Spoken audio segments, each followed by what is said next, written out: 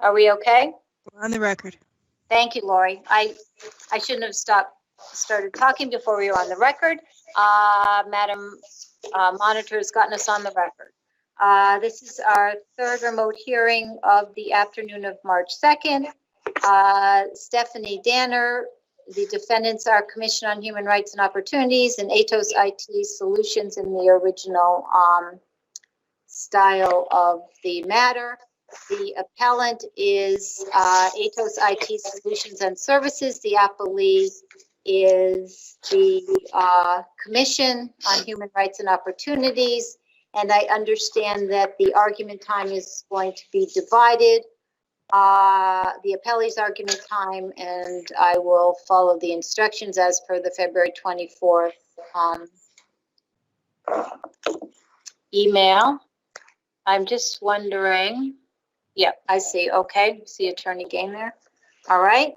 And as far as the appellants go, I understand that Attorney Regenball is arguing. Yes. Okay. All right. So the appellate court for the state of Connecticut is back in session. Everyone participating in the hearing should introduce themselves, starting with the judges, then the appellant, and the appellate. I am Judge Alford. Judge Alexander. Judge Verdife. Elizabeth Flynn for the appellant Atos. I am local counsel. Martin Regenball for Atos. Okay. I am Zachary Gain for the appellee, Stephanie Danner. Okay. Counsel, you received procedural instructions prior to this hearing. Do you have any questions about those? No, Your Honor. Okay. And just to, we have a new procedure effective this week. This argument's being live streamed on YouTube, as with all the other arguments in the judicial branch of government, all the other hearings. So I will just remind you that we would not want to include any protected identifying information. So let me know, and please be careful not to not disclose that information in your arguments, and we will be doing the same as judges. So would the appellant please again introduce themselves and let me know how much time you'd like for rebuttal. Your Honor, this is Martin Regenball. I'd like to reserve 5 minutes for rebuttal. Okay.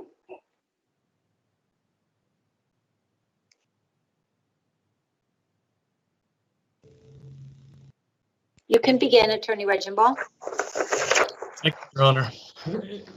May it please the court, Your Honors, I'll briefly identify the issues before the court and then discuss each in turn in more detail.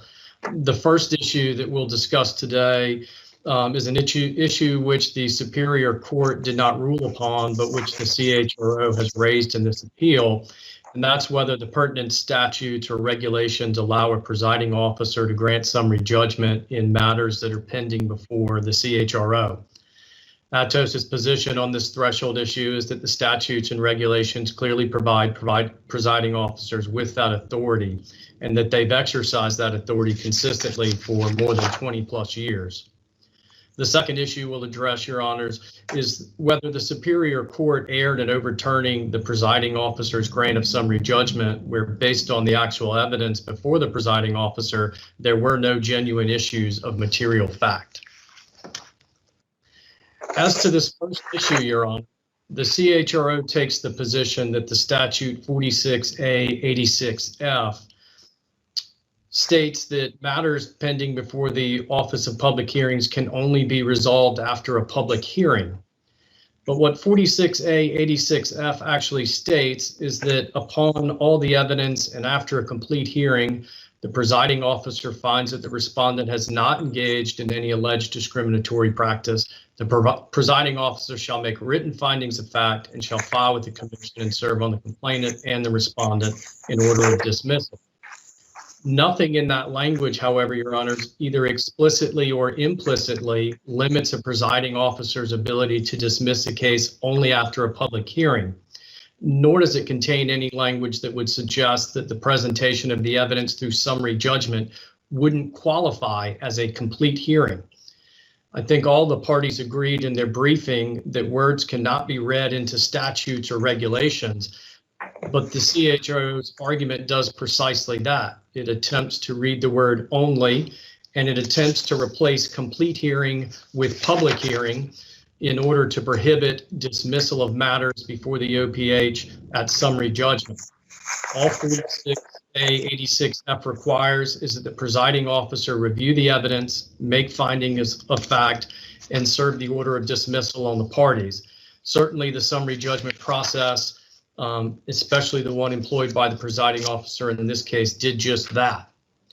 I think we can probably all agree that at its most basic, a hearing can be understood as a process that provides the parties the opportunity to be heard at both a meaningful time and in a meaningful manner. And a party is certainly provided with an opportunity to be heard in such a meaningful manner when, like here, there exists a process by which the parties' respective arguments and evidence can be presented, in which a presiding officer reviews the arguments and the evidence, including legal reasoning of the parties, and renders a decision on the same. As a matter of fact, Black's Law Dictionary in pertinent part defines a hearing as a session held for the purpose of deciding issues of fact or law.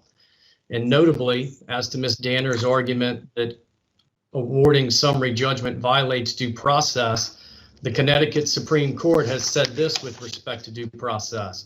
The fundamental requirement of due process is the opportunity to be heard at a meaningful time and in a meaningful manner. And that's precisely what the summary judgment process provided here. Summary judgment has long been an accepted method by which to present evidence to a trier of fact. And as mentioned previously, it's a method that the presiding officers have used for 20 plus years. And it's also a method and process which the CHRO itself has requested. Further to the issue of due process raised by Ms. Danner, both the CHRO and Ms. Danner had ample opportunity to obtain evidence and engage in discovery in this matter in order to present that in opposition to summary judgment if they so chose. The CHRO itself not only has the power to take testimony and require written answers to interrogatories, but Ms. Danner also could have engaged in service of interrogatories and depositions.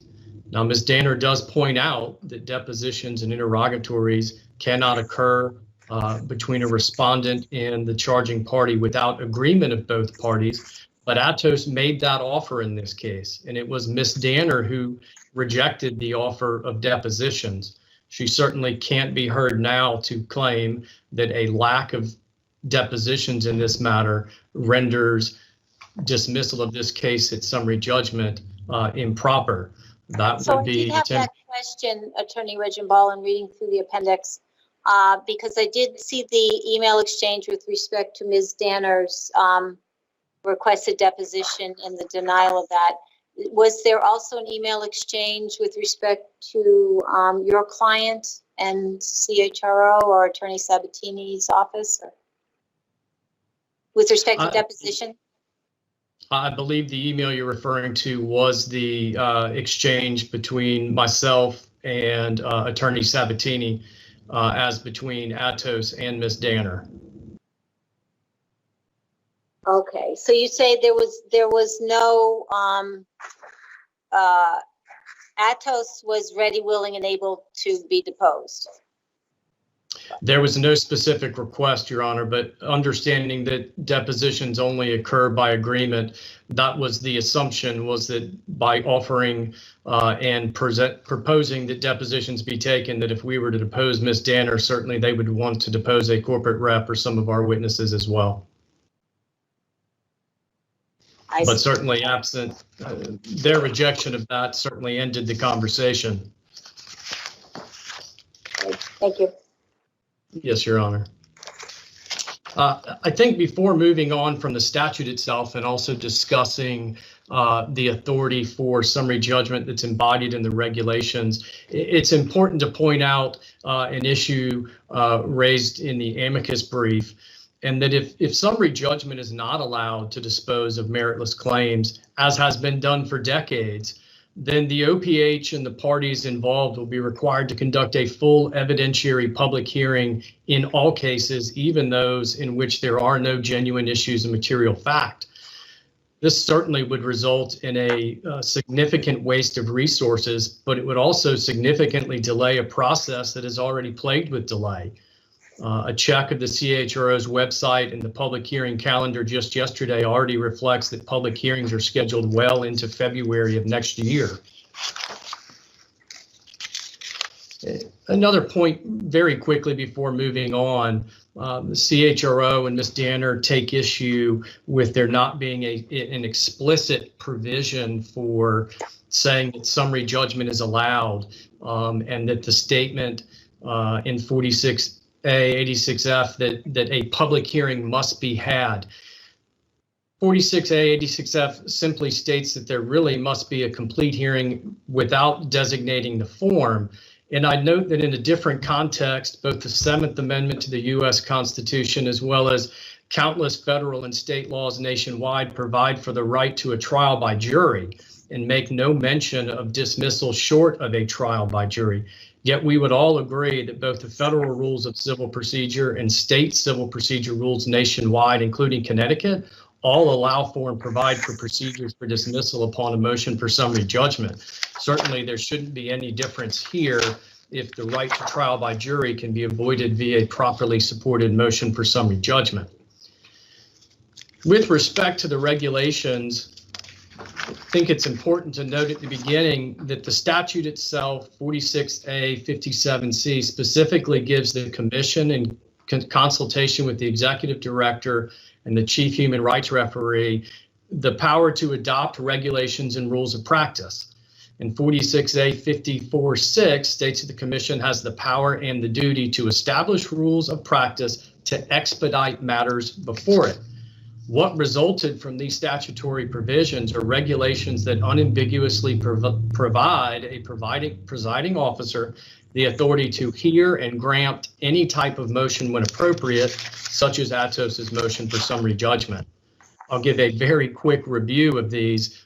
They're very plain on their face. 46A5480A subpart A4 states that the presiding officer shall address such matters as may aid in the disposition of the complaint, including but not limited to motions directed to the pleadings. 46A5483E states that the presiding officer shall have full authority to control contested case proceedings and to rule upon all motions and objections. That's expanded by 46A5487A that allows a ruling on all motions without oral argument. If we look further at 465488AD, this regulation provides that a presiding officer may dismiss on his or her own, upon a motion of a party, a complaint if it fails to establish jurisdiction, fails to state a claim upon which relief can be granted, fails to appear at a lawfully noticed conference or hearing, and most importantly here, fails to sustain her burden after presentation of the evidence. There's simply no language in any of these regulations that is ambiguous as to a presiding officer being able to rule and decide all motions.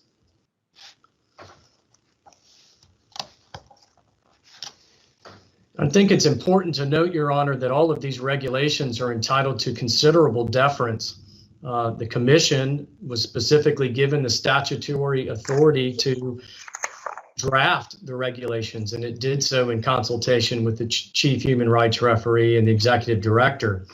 Now, the CHRO notes in their brief, solely in a footnote, that deference to an agency's interpretation is not warranted when it's not yet been subject to judicial scrutiny. However, the very case that the CHRO cites for this proposition actually recognizes other grounds for warranting deference, namely, when an agency's interpretation has been applied consistently for an extended period of time, deference is warranted. That's precisely what we have here, Your Honors. The commission drafted regulations recognizing a presiding officer's authority to rule on all motions without limitation, and for more than 20 years, they have done just that. Now, the CHRO takes particular issue with Regulation 46A 5488AD and argues that the statement fails to sustain his or her burden after presentation of the evidence really means that only after presentation of the evidence at a public hearing. But that's clearly not what this regulation says. It simply says after presentation of the evidence. And clearly the summary judgment procedure employed by the presiding officer here was rendered after a complete presentation of the evidence by all parties. I'll also note that the CHRO's position with respect to 46A 86F, as well as this regulation 46A 54-88AD, is inherently inconsistent. The CHRO concedes that a presiding officer may dismiss a matter under this regulation without any hearing at all if the dismissal is based on subparts 1 through 3. When there's no jurisdiction, the claim is not made, the claim made is not one for which relief may be granted, or the charging party fails to appear at a conference or hearing without good cause. But if the CHRO's argument is correct, that 46A 86F, the statute, requires a public hearing before dismissal in all cases, then a full public hearing would also have to be held even in cases where jurisdiction doesn't exist, claim is one for which relief cannot be granted, and the charging party even fails to show up. That's clearly not what the regulations support or the statute itself supports. Probably one of the most interesting arguments that the CHRO makes in this appeal is that the regulations, while they may provide a presiding officer with the authority to rule on a motion, it's not given the authority to grant one or decide one, even though the regulations specifically say that they may rule and they may decide. The CHRO takes the position that they can only deny them. It's hard to imagine an interpretation that renders a regulation in a statute more superfluous and meaningless than to say that one can rule on a motion but cannot grant it. Your Honor, turn now to the second issue, and that's whether the Superior Court's judgment was improper. I think in broad strokes, it's fair to say that the Superior Court did not provide the presiding officer's decision sufficient deference. First, it accepted Ms. Danner's conclusory allegations and speculation in her sworn complaint as fact. It addressed and identified fact issues that were never put in dispute by either party. And it even went so. Attorney Regenball, is it your position that the statements in the complaint are not, for these purposes, equivalent to an affidavit by Ms. Danner? Your Honor, I think they absolutely could be. The problem is the statements in her complaint didn't actually include statements of fact. They merely included boilerplate statements of the elements of a claim. And so for the Superior Court to use those type of statements, mere statements of the elements of a claim, as creating fact issues was clearly inappropriate. And the case law on that, Your Honors, is pretty clear, is that conclusory affidavits and speculation, whether they're included in a brief or an affidavit, are simply insufficient to deny, an insufficient basis to deny summary judgment. Another error that the Superior Court engaged in was the issue of finding fact issues when neither Ms. Danner nor the CHRO had raised or presented any facts in dispute. An example of that would be the Superior Court finding that there was potentially conflicting reasons for termination. There were no conflicting reasons. What Ms. Danner has done to suggest there's a conflicting reason is conflate one aspect of the reason she was terminated for the entire reason. Ms. Danner claims that she was told her termination was due to a reorganization. Well, that is in part exactly why Ms. Danner was terminated. Her original supervisor position was eliminated after all of the subordinate positions reporting to her were offshored. In lieu of terminating her at that time, Atos placed her in another position as a service desk technician, and it ultimately up. And in that position, I think your initial time is up. okay, thank you, Your Honor. Wait, Well, Your Honor, if you don't mind, I will finish this one train of thought Sure. and then, okay. and then we'll So, finish your, then we'll save the rest of the rebuttal. thank you. The position she was initially placed in lieu of terminating her at that time was ultimately one for which she admittedly could not perform the essential functions of the job or present to work physically in person. And after that, Your Honor, I will go ahead and see the rest to reserve the rest for rebuttal. Okay. All right.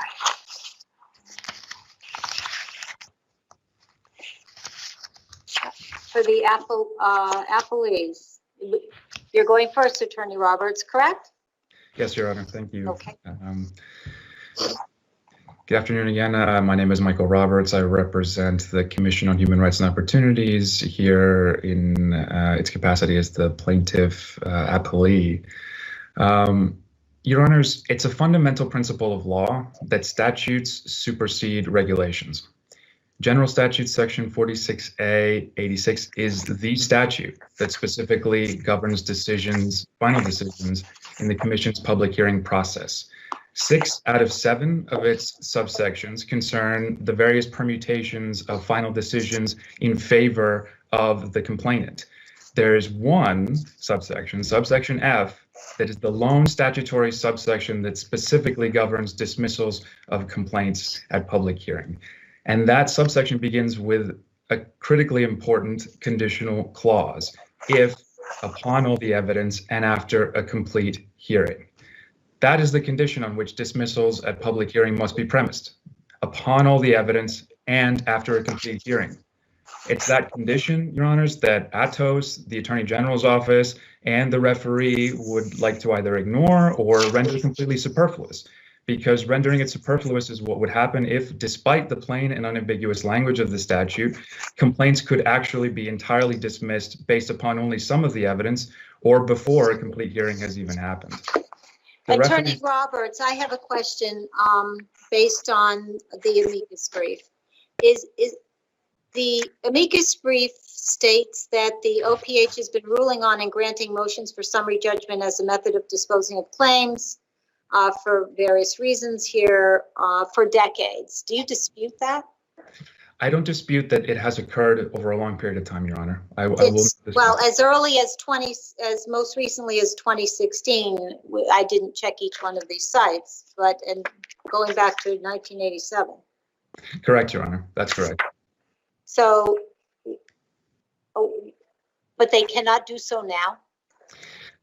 I wouldn't say that it's not that they cannot do so now, Your Honor. I would say that they shouldn't have been doing so for this time. I would note that they haven't been consistent. Not every referee has granted summary judgment. Some referees, as we've noted in our brief, have found that they cannot, that the statutes and regulations do not permit summary judgment. And so it's not that they permit a denial. Your position is the statutes and regulations permit a denial of summary judgment, but not a granting.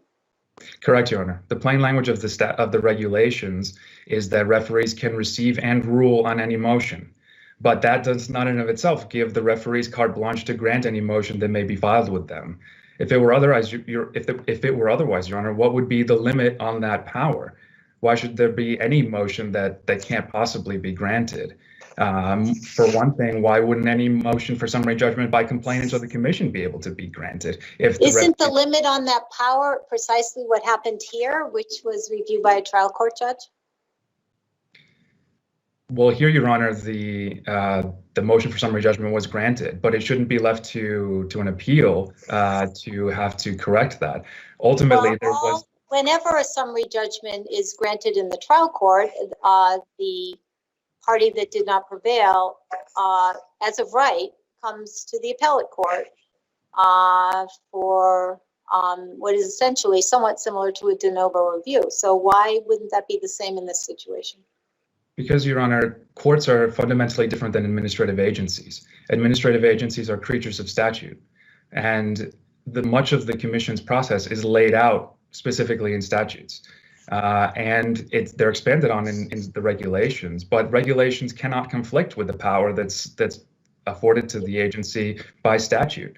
Here we have, a regulation that permits referees to receive and rule, yes, but that again is not carte blanche to grant any motion that may be in front of them.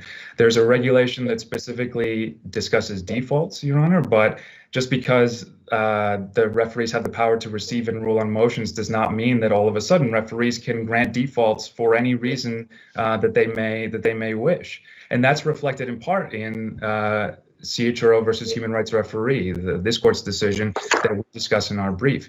Yes, it's a slightly different posture than summary judgment. That issue was about a default that was opened, but the salient piece of that is that the default that was entered in that case was entered by the executive director of the commission, and the referee did not have the power by statute to open that default. If it was in court, if the default had been in court and the grounds that were presented by the respondent there were presented by a defendant in court, almost certainly those would have been sufficient grounds to open the default. But because of the statutory framework of the commission and the limitations of that framework on the power of referees, the referee was not empowered to grant that motion. The referee could receive it and rule on it, but the referee was not empowered to grant that motion to open the default. And the same applies to summary judgment, Your Honor. There is not only would the ability to dismiss complaints entirely through summary judgment render the statutory language superfluous, it would render the regulation governing the grounds for dismissal superfluous, because in that regulation, it specifically sets out the grounds on which all or part of the complaint may be dismissed. And if it could be that complaints could be dismissed for grounds beyond that, for the lack of a genuine issue of material fact, then why does that regulation exist? Why are there specific grounds enumerated for referees to dismiss all or parts of complaints? It would render it superfluous if those grounds that are specifically enumerated were not the exclusive grounds.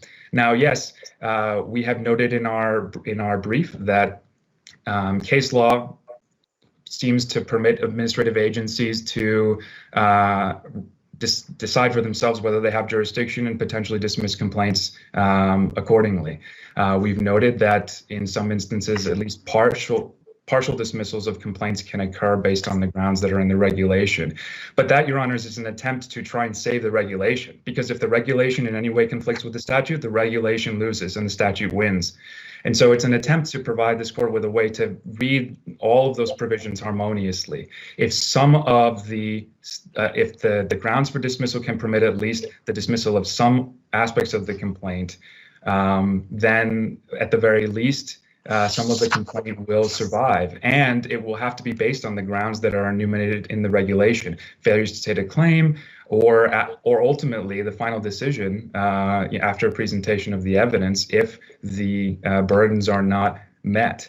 But ultimately, if that regulation is not consistent with the statute, then the regulation must fail. And as can be seen from the plain language, it requires dismissals to be premised upon all of the evidence and after a complete hearing. So ultimately, Your Honors, the way to reconcile those is to, at the very least, require that summary judgment not be permitted in public hearing proceedings. So in this instance, summary judgment was granted, and it should not have been, and it was an error of law for the referee to do so. The Superior Court did not decide that motion, but the ultimate judgment of the Superior Court should be affirmed based on that alternate ground. I would note as well that there was no offer made below to the CHRO to engage in depositions, and the regulations require that all parties, including the CHRO, which in public hearing proceedings is a party, consent to that in order for those to happen. There are any number of procedures that are commonplace in court that are not envisioned or permitted in CHRO public hearing proceedings. There aren't any jury trials in CHRO public hearing proceedings. They all go to the referee. And so the ability of respondents, to claim trial by jury if they were in court is not available to them in CHRO public hearing proceedings. The typical discovery scope is just the request for production of documents. Interrogatories aren't generally permitted, nor are requests for admission, nor are depositions. And so we're talking about a process that is fundamentally different from what might be found in court. Summary judgment. Attorney Roberts, I have a question. Did you said no deposition offer was made to the CHRO. Did the CHRO participate in the motion for summary judgment? Yes, Your Honor. We limited our objection to just the ability of the referee or lack thereof to grant summary judgment. The CHRO has an ability to, by statute, to defer prosecution of all or some of the complaint to the complainant and the complainant's counsel. We did so here, but we retained our ability to maintain our interests and make arguments that would do so. And so we objected to the motion for summary judgment on the basis that we continue to present on a jurisdictional basis. Correct. But you say the CHRO should have been invited with respect to depositions, which would have, of course, gone to the merits. Yet you deferred participating with respect to that in the motion for summary judgment. You seem to be saying that you were on a seesaw of sorts. Sometimes you were in and sometimes you weren't in. I respectfully would not agree with that specifically, Your Honor. I'm not saying that we should have been included with a view towards having the depositions occur. What I'm saying is the only way that depositions could have occurred is if the CHRO also consented. It's not simply if Ms. Danner consented as well, and if the parties, Ms. Danner and Atos consented, the CHRO would have had to as well. It's a three-party system in the public hearing process. And so in that respect— But of course, if Ms. Danner said no, the CHRO would have said no also, right? I mean, correct. Isn't that the way you would represent your claimant, so to speak? So ultimately, it became a moot point once, your claimant said no. Correct. Got it. So ultimately, Your Honor, I think I'm approaching the time that I'll then defer to Attorney Gain. But unless there are any other questions, my position is that the judgment of the Superior Court, the result should be affirmed, but on the alternate grounds that summary judgment is not permitted in CHRO public hearing proceedings.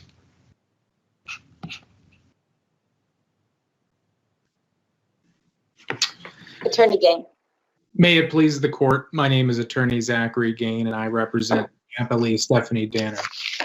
In cases sent to public hearing, discovery is ordinarily limited to document production. Depositions may only occur by agreement of the parties.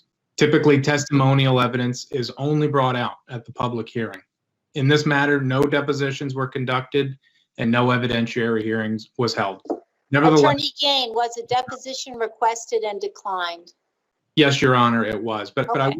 I would also like to point out, Your Honor, that in that email, I don't believe Attorney Regenbaugh was offering his client up for a deposition. It was merely a request to have Ms. Danner deposed. So I'm not sure if his earlier representation that there were implied depositions on both sides is entirely accurate. As the Superior Court correctly recognized in this case, Your Honor, there are factual issues in dispute that preclude granting a motion for summary judgment in this case. And I'd briefly like to touch on some of the factual issues that are in dispute. The first of which is whether Ms. Danner was terminated because of a reorganization and her job no longer being available, or because she could not perform an essential function of the job by being physically present in the office. Ms. Danner's affidavit makes it clear that ATOS told Ms. Danner that she was terminated due to reorganization and her job no longer being available. Hamilton's affidavit, in contrast, states that Ms. Danner's position required physical presence in the office and that Danner's accommodation request of work from home was not an accommodation that ATOS was willing to make. Thus, the very reason for Ms. Danner's termination is in dispute. Another important factual issue that is in dispute is whether Danner's accommodation of request of her request from working from home was reasonable given the requirements of the position. Danner's affidavit states that she had an accommodation in place in the form of working from home. Hamilton's affidavit, again in contrast, states that Ms. Danner's position required that she be present for work. I'd also like to note, Your Honor, that ATOS's position is that some of this work was being performed from the Philippines in a different time zone on the other side of the world, and yet somehow it was possible for those employees to perform the essential functions of the job from the other side of the world. So I think it's difficult to understand how Ms. Danner's request for working from home was somehow not reasonable. At the end of the day, both narratives cannot be true. Thus, there is a factual issue in dispute as to whether work from home was a reasonable accommodation for Ms. Danner's disability. I'd also dispute the contention that Ms. Danner's affidavit is simply a recitation of the elements for a claim of disability discrimination, failure to accommodate, and retaliation. Ms. Danner's affidavit actually contains factual allegations. And on these factual issues and others, the hearing officer simply chose to believe the self-serving affidavits of ATOS employees rather than Ms. Danner's affidavit. As the Superior Court recognized, the hearing officer's decision clearly contains factual findings that are not appropriate in the context of a motion for summary judgment. Beyond that, I will rest on my brief, and for the foregoing reasons, the decision of the Superior Court should be upheld and the case remanded to OPH for further proceedings. Thank you. Thank you, Attorney Gain. Attorney Reginald.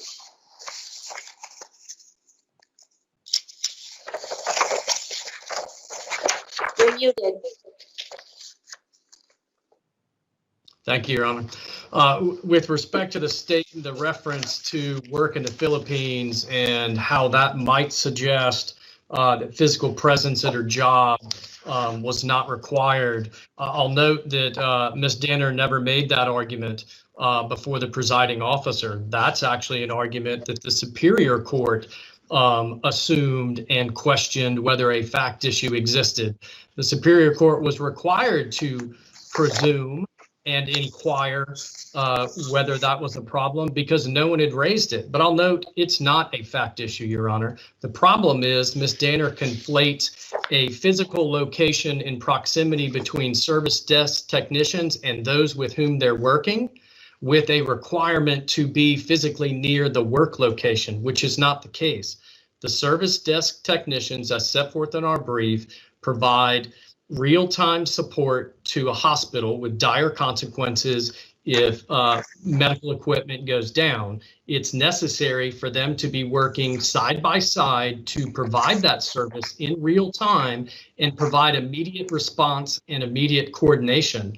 The group working together in the States was together for that reason. The group working together at one location in the Philippines provided the same service to different parts of that operation. So there's no inconsistency in saying that they needed to be there physically, but different groups supporting different operations could be housed at different locations together.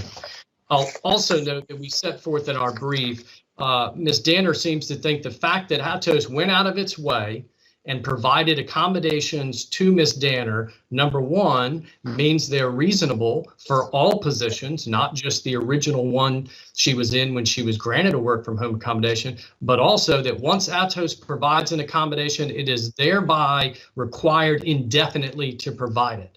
They continue to ignore that in lieu of laying her off when her first supervisor position was eliminated, they put her in another and different position. And it was in that position that her work from home requirement, an indefinite and permanent one, she indicated at the time of her termination, was incompatible with that job. That's the heart of the issue, and there is no fact issue or dispute on that. The fact that Ms. Danner disagrees with it does not mean that there is a material dispute as to those facts. With respect to the arguments made by the CHRO, I will just note again that if any party really wanted a deposition, all they had to do was respond and say, yes, let's engage in depositions. Admittedly, they did not. They short-circuited those conversations. The arguments we've heard today and the arguments in the brief leave me with the overwhelming impression that the CHRO and Ms. Danner are more concerned that the prospect of summary judgment being granted before the OPH would force parties before the OPH to actually engage in discovery and try to get to the heart of the issues, as opposed to wait for a trial by ambush at a public hearing. It makes no sense that issues can't be resolved prior to a public hearing, whether it's certain claims in a case go away or all the claims in a case go away. And certainly the statute supports it. The CHRO intends to read 46A-86F's reference to a complete hearing as synonymous with public hearing. It doesn't say public hearing. And as previously noted in the oral argument in the brief, the summary judgment procedure provides exactly what a hearing is intended to provide. An opportunity to be heard, an opportunity to present evidence, facts, and legal arguments, and for a trier of fact to rule on it. And that's exactly what happened in this case, Your Honor. Okay, thank you, Attorney Roberts, Attorney Gain, and Attorney Regenbaugh. This hearing is concluded, and the judges will leave the hearing room. Thank you. Thank you, Your Honor. Thank you. Thank you.